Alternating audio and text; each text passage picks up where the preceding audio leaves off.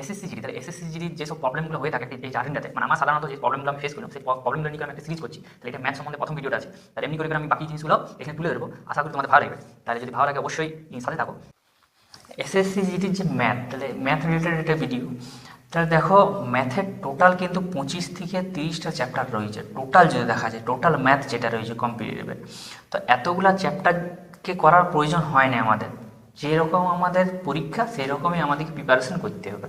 আমি মনে করি যে যতটুকু পড়ে আমি কোনো পরীক্ষায় পাস করতে পারবো ততটুকু পড়াটাই আমার জন্য যথেষ্ট। আমাকে কোনো টিচার হওয়ার নেই যে আমাকে আরও শিখা দেবো কারো।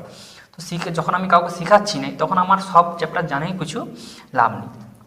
তুমি এসএসসি জিডির যদি প্রিভিয়াস ইয়ার প্রশ্নগুলোকে দেখো, তো তুমি কিছুগুলো চ্যাপ্টারকে দেখবে রিপিটেডলি জিজ্ঞাসা করা হয়েছে।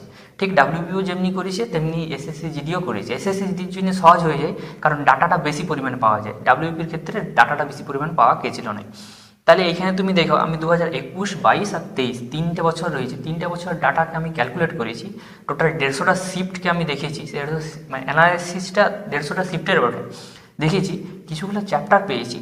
এই চ্যাপ্টারগুলো মানে অন্যান্য চ্যাপ্টারের থেকে ওয়েটেজ অনেক বেশি পরিমাণে রয়েছে, প্রায় 40 থেকে 50% ওয়েটেজ এই চ্যাপ্টারগুলো রয়েছে। একটা জিনিস এখানে লক্ষণীয়, যে যেহেতু অনেকগুলো শিফটে এসএসসি জিডি পরীক্ষা হয়, সেহেতু কিছু কিছু শিফট রয়েছে যে শিফটগুলিতে একটা চ্যাপ্টারকেই বেশি রিপিট করে দিয়েছে। যেমনি আমার শিফটে ছিল 2023-এর যে পরীক্ষাটা ছিল, সে মানে এই প্রিভিয়াস যে পরীক্ষাটা ছিল, সে পরীক্ষাটাতে যেমনি আমি লাভ, ক্ষতি আর পার্সেন্টেজ এই দুটো থেকে আমি সবচাইতে বেশি প্রশ্ন, মানে 7টা থেকে 8টা প্রশ্ন এই দুটো থেকেই পেয়েছি। 20টার মধ্যে 7টা থেকে 8টা, মানে অনেক বেশি এটা থেকে ছিল। আর তার আগে বলে দিই যে ম্যাথ এবং রিজনিং এই দুটো চ্যাপ্টার, এই দুটি সাবজেক্ট এইরকম যে ফুল স্কোর করা যায়।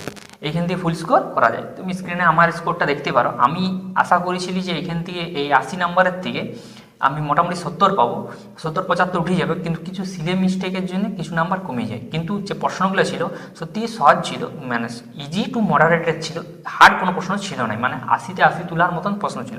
আমার সিলি মিস্টেক ছিল, সেই সিলি মিস্টেকে আমি কী বলে ভুল করে এসে আমার নাম্বারটা একটু কমে যায়। কিন্তু আমি বলছি যে এখানে ফুল নাম্বার স্কোর করা যায়। আমি বলছি মানে তুমিও পারবে, এটা করবে। তুমি একবার দেখো এই যে জায়গাগুলো তোমার অসুবিধা রয়েছে।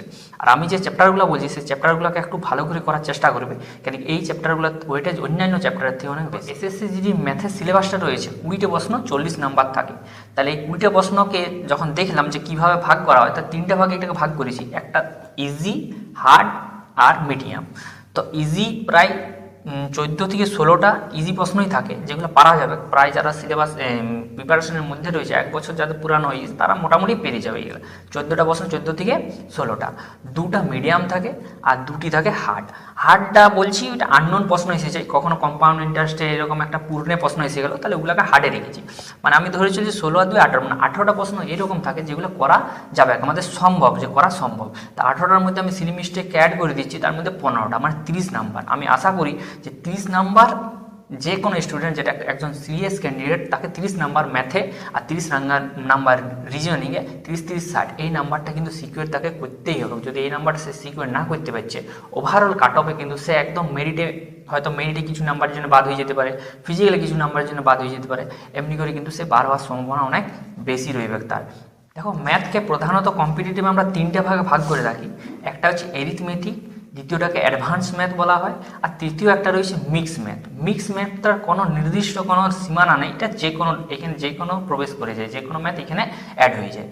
আমাদের বেশি ফোকাস করতে হবে এরিথমেটিকটার উপরে। এরিথমেটিক 90% ওয়েটেজ থাকে। অ্যাডভান্স ম্যাথ থেকে 1-2টা প্রশ্ন দিয়ে থাকে, কখনো কোনো শিফটে থাকেও নেই। তাই 90% ওয়েটেজ যখন এরিথমেটিকে রয়েছে, তখন এরিথমেটিকেরও কিন্তু চ্যাপ্টার রয়েছে 25টা, এটাও মাথায় রাখতে হবে। তাহলে সেই 25টার মধ্যে 7টা চ্যাপ্টার আমি বলছি, এই 7টার ওয়েটেজ কিন্তু অনেক বেশি রয়েছে। দেখো, টোটাল 3 বছরের ডাটা নেওয়া হয়েছে। 50টা করে শিফট নেওয়া হয়েছে, আর 150টা টোটাল শিফট 2021, 2022, 2023 স্ক্রিনে আসছে হয়তো। দেখো, number system, simplification, profit and loss, percentage, mixture, সময় কার্য ও নল চৌবাচ্চা, সিআইএসআই মানে কম্পাউন্ড ইন্টারেস্ট আর সিম্পল ইন্টারেস্ট, আর বৃত্ত, আয়তক্ষেত্র আর বর্গক্ষেত্র থেকে পড়েছে। কিন্তু সবচাইতে বেশি বৃত্তর ওয়েটেজটা বেশি আছে এই তিনটার মধ্যে। তাহলে এগুলাই রয়েছে। তুমি একটা জিনিস লক্ষ্য করবে, নাম্বার সিস্টেম এবং সিম্পলিফিকেশনের দুজনকে মিলে করে 7% ওয়েটেজ আছে, মানে এই দুটার থেকে সবচেয়ে বেশি পরিমাণে। এরপরেও অনেক চ্যাপ্টার রয়েছে, সেই চ্যাপ্টারগুলো আমি ছেড়ে দিতে বলছি না, সেই চ্যাপ্টারগুলো একাধটা প্রশ্ন পড়তেই পারে, কিন্তু ইয়াদের ওয়েটেজ অনেক বেশি অন্যান্যর থেকে। তোমাকে একটা সঠিক পরিকল্পনার সঙ্গে আগে বাড়তে হবে, তাহলে তুমি এখানে ফুল স্কোর করতে পারবে। আমার মনে হয় যে এইখানে ফুল স্কোর করা যায়, আর অনেকেই করে, আমি দেখেছি অনেকেই করেছে। আমি নিজে আফসোস যে আমি ফুল স্কোর করতে পারিনি। নেক্সট বার কী হচ্ছে সেটা দেখা যাক। আশা করি এইখানে যদি তুমি ফুল স্কোর করে দাও তাহলে কিন্তু তোমার ওভারঅল নাম্বারটা কিন্তু অনেক বেশি হয়ে যাবে। আর একটু নাম্বারটা বেশি রাখারই প্রয়োজন মানে রয়েছে আমাদের সবারই। 120 যদি মিনিমাম 120 ধরে চলো, 120 যদি তুমি তুলতে পারিছো তো পরের বারে তুমি কাটঅপে আটকিবে না। বাকি অন্য কোনো কিছু যদি আটকে যাও তো আটকে যেতে পারে, কিন্তু কাটঅপে তুমি আটকিবে না। তাহলে এইগুলি রয়েছে চ্যাপ্টারগুলি, তুমি দেখো ভালো করে। 2021-এ এটার 3টা মানে প্রায় গড়ে 3টা করে পড়েছে, মানে প্রতিটা শিফটের বলছি, মানে যতগুলো টোটাল শিফট হয়েছে সব শিফটে প্রায় ঘোড়া 3টা করে পড়েছে। 22-এ 4টে করে পড়েছে, 23-এ একটু কমে গেছে 2টি করে পড়েছে। সিম্পলিফিকেশন একটা দেখো 4টি করে 21-এ পড়েছে 2021-এ, 22-এ 5টি করে পড়েছে, 23-এ 4টি করে পড়েছে। এরকম করে পুরা দেখো স্ক্রিনে আসছে, এই ডাটাটা তোমরা স্ক্রিনশট নিয়ে নিতে পারো। এরপর ম্যাথ প্র্যাকটিস কীভাবে করবে, দেখো প্রথম কাজ হচ্ছে তোমার সিলেবাস কমপ্লিট করা। সম্পূর্ণ যতগুলো চ্যাপ্টার আছে সেই চ্যাপ্টারগুলো ধরে ধরে চ্যাপ্টার ওয়াইজ প্র্যাকটিস করে সিলেবাসটা কমপ্লিট করা। তারপরে যে চ্যাপ্টারগুলি আমি বললাম সেই চ্যাপ্টারগুলি একদম ডেপথ থেকে নিয়ে করা, মানে ইজি টু একদম হার্ড পর্যন্ত ভালো করে প্র্যাকটিস করা। এই দুটি কাজ প্রথমে করতে হবে। তারপরে তোমাকে মিক্স সেট দিতে হবে। মিক্স সেট মানে কীরকম, যে ম্যাথের টেক্সট বুকে অ্যাভেলেবেল আছে, একদম ফ্রিতেই অ্যাভেলেবেল আছে। তাহলে মিক্স ম্যাথের আলাদা, রিজনিং আলাদা, এমনি করে মিক্স সেট কিছুগুলো দিতে রইতে হবে। যখন মিক্স সেটে তোমার অ্যাকুরেসিটা আর অ্যাটেন্ড লেভেলটা বেড়ে যাবে, মানে 20টাতে মোটামুটি 17-18টা অ্যাটেন্ড করতে পারছো, আর তার সঙ্গে অ্যাকুরেসিটাও তোমার 100% বা 90%-এর কাছাকাছি তোমার পৌঁছে গেছে, তারপরে যখন তোমার সেকশনাল এই মকগুলো দেওয়া হয় তখন যখন হাত বসে যাবে, তারপর তোমাকে ফুল মক টেস্টে আসতে হবে। এবার ফুল মক টেস্ট আসার আগে তোমাকে মোটামুটি জিকে সিলেবাসটা, জিকের অনেক বড় সিলেবাস, মোটামুটি জিকেটা কিন্তু 50% হলেও কমপ্লিট থাকা দরকার, তবে তুমি ফুল মক টেস্টে লাভবান হবে। এরপর যখন তুমি ফুল মক টেস্ট দেবে, একটা জিনিস তোমাকে মাথায় রাখতে হবে যে যেমনি ফুল মক টেস্টটা অরিজিনালি পরীক্ষা যেমনি হচ্ছে ওইভাবেই যেমনি দেওয়া হয়, মানে মানে এইরকম দিচ্ছি মাঝে কেউ ডাকলে উঠে চলে গেলাম এরকম কিন্তু করা যাবে না।